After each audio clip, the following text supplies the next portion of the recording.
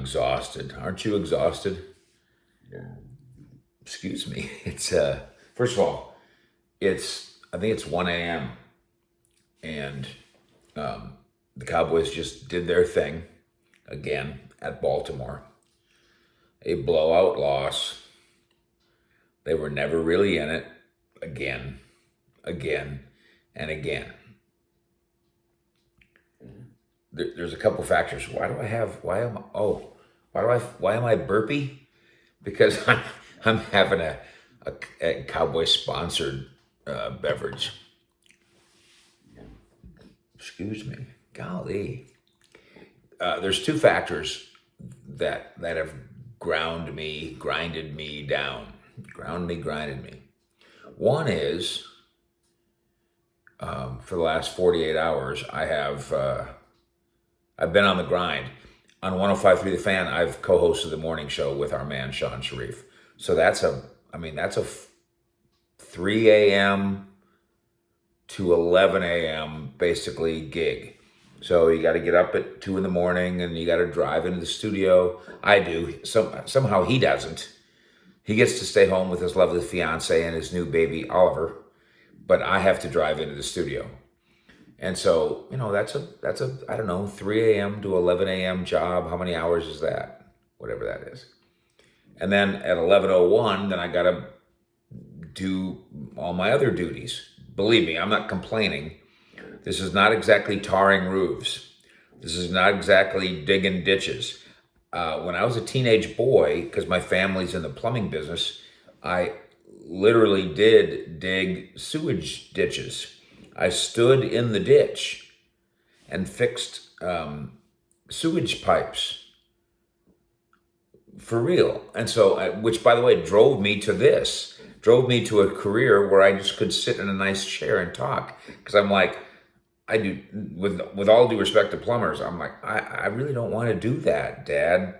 So I'm going to do this. I'm going to find something else where my fingernails get to look how nice my fingernails look. The calluses on my hands are from weightlifting. They're not from unscrewing soil pipe in a sewage ditch. So I'm a little bit tired, a little bit exhausted by my mamby-pamby white-collar job. But I'm also exhausted by your Cowboys. And I must say, I'm exhausted by some of y'all's reaction to this. When I say something negative about Mike McCarthy and his staff, why are you coming at me going, you never did that to Garrett? Dude, this isn't about Garrett. Your team's 3-9. Your team can't stumble out of its own way. Your team can't make a field goal. Your team can't figure out that, we got a screw up right before the field goal. Let's call a timeout. No, this team at Baltimore on Tuesday night takes a delay of game penalty on a field goal, backs up 5 yards, and then, of course, misses the field goal. Because Mike McCarthy didn't think to call a timeout. This team has made horrible decisions on 3rd and 4th down, horrible decisions. This team has, under Mike McCarthy, pretended that it has a mastery of analytics, pretended that it has a mastery of cutting up 2019 game film, which Mike McCarthy claimed he did, which he never happened. Mike McCarthy claimed he had reinvented himself as an analytics guy. That never happened. I'm not bashing Mike McCarthy. I'm just telling you the truth. And then some of you guys are going, well, Fish, you were never this hard on Garrett. I was this hard on Garrett. The fact that I'm friends with Jason Garrett didn't preclude him from taking me into the room on multiple occasions at the Star, on multiple occasions at Valley Ranch, and on 2 really uncomfortable occasions in Oxnard at training camp. One of the occasions where one of his lieutenants suggested that they might escort me out of the Oxnard campus because I broke a story on Tony Romo not playing in a preseason game, and they didn't want that news out, but I had the news and I wrote it. I don't care what they want out. I have to do my job. And they were livid. And they called me into the office, and Jason Garrett called me in the office. And they tore me a new one. And I tore them a new one. Because they were wrong. And now I'm tearing Mike McCarthy a new one because he's wrong. Because he's bad. Because he's 3-9. I don't think people are ever going to understand this on Twitter. Because on Twitter, they want to argue. Whereas it seems to me, here on the Fish Report YouTube page, people want to learn. So good for us. You and me. No disrespect. I love Twitter. Love Facebook. Twitter Fish Sports. Facebook Fish Sports. Thank you for subscribing to what we do here at 1 in the morning or whatever, even though you can hear my gurgly burps. Can you hear that? What's wrong with me? I've explained this so many times, I'm going to do it again. When Jimmy Johnson was 1-15, out of every 16 things I said about Jimmy Johnson, guess how many of them were good out of every 16? 1. Guess how many were bad out of every 16? 15. Then they went 7-9, as I recall. Guess how many out of the 16 were good and bad? Amazingly, 7 were good, 9 were bad. Then they went to the playoffs, whatever the record was, 11-5. Guess what the ratio was of good and bad? The same thing that I handled, the same way that I critiqued, commented on, analyzed Jimmy Johnson's Cowboys. Man, I'll tell you what, it's amazing. When they went 12-4, how many good things I said about Jimmy Johnson's 12-4 Cowboys. I wonder why. And when Mike McCarthy goes 3-9, it doesn't matter if I like him. It so happens that I do. We've had one social occasion. I like him. But when you go 3-9, I'm not very good at math. That's 3 quarters of a season. That's 12 games. Out of every 12 things I say about Mike McCarthy, guess how many of them are positive and guess how many are negative? I'll help you if you're as bad at math as I am. 3 out of every 12 are positive. 9 out of every 12 are negative. This has nothing to do with Jason Garrett. Let the record show that despite my fondness for Jason Garrett, when the Cowboys played at Chicago last winter, I was there. NFL Network invited me to come on the field on the pregame show with Andrew Siciliano.